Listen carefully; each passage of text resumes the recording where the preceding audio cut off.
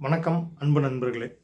ஐந்து கரத்தனை ஆணை முகத்தினை இந்தின் இளம்பிறை போலும் இயற்றினை நந்தி மகந்தனை ஞானக் குழந்தினை புந்தியில் வைத்தடி போற்றுகின்றேனே. இப்போ நம்ம 10ல் என்னென்ன கிரகங்கள் இருந்தால் என்னென்ன யார் மூலியமாக தொழில் வாய்ப்புகள் வேலை வாய்ப்புகள் அமையும் அப்படிங்கிறத பற்றி நம்ம பார்த்துட்டு இருந்தோம். இன்றைக்கி நம்ம பார்க்க இருக்கிறது சுக்கிரனை பற்றி. 10ல் சுக்கிரன் இருந்தால் அப்படிங்கிற மாதிரி எடுத்துக்கலாம். இந்த 10ல் சுக்கிரன் இருக்கும்போது யார் மூலியமாக நம்மளுக்கு ஒரு நல்ல நிலைமை வேலை வாய்ப்பு ஏற்படும் அப்படின்னு கேட்டிங்கன்னா, குறிப்பாக திருமணத்திற்கு முன்னால் தாய் மற்றும் சகோதரிகள் இவங்க மூலியமாக நம்மளுக்கு ஒரு நல்ல ஒரு அமைப்பு கிடைக்கும்.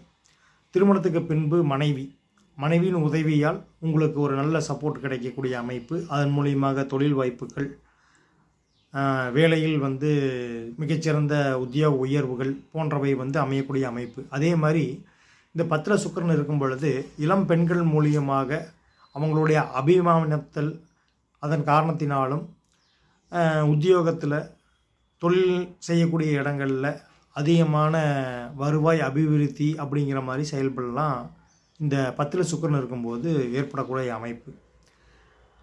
இந்த 10ல் சுக்கிரன் இருக்கும்போது இந்த அமைப்புகள் அப்படியே நடக்குமா அப்படின்னு கேட்டிங்கன்னா, அப்படியும் நடக்காது. என்னென்னு கேட்டிங்கன்னா, ஏன்னா அந்த 10ல் இருக்கிற சுக்கிரன் வக்ரமாயிட்டார்னா அந்த செயல்பாடு மாறி இருக்கும்.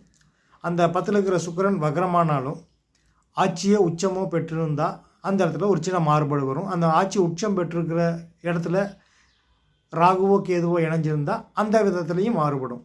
இந்த மாதிரி ஒரு டிஃப்ரெண்ட்டான ஆங்கிளில் செயல்படக்கூடிய அமைப்பு இந்த சுக்கிரனுக்கு இருக்குது. எல்லா கிரகங்களுக்கும் இருக்கும். மெயினாக இந்த சுக்கிரன் இந்த 10ல் இருக்கும் பொழுது அது வக்ரமாக இருந்ததுன்னா இதுக்கு ஆப்போசிட் ரியாக்ஷனில் செயல்படக்கூடிய அமைப்பு. மீண்டும் அடுத்த சந்திப்பில் பார்ப்போம். நன்றி, வணக்கம்.